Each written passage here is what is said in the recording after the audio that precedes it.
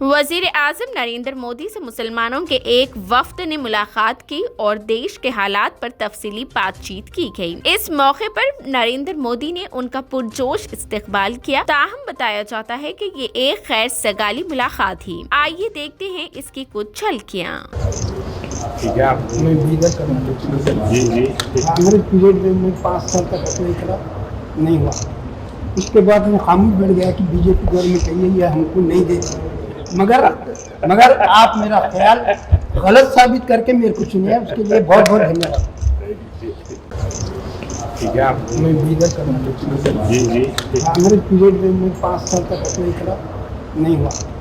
उसके बाद में खामोश बैठ गया कि बीजेपी गवर्नमेंट है ये हमको नहीं देती, मगर आप मेरा ख्याल गलत साबित करके मेरे को चुनिए, उसके लिए बहुत बहुत धन्यवाद।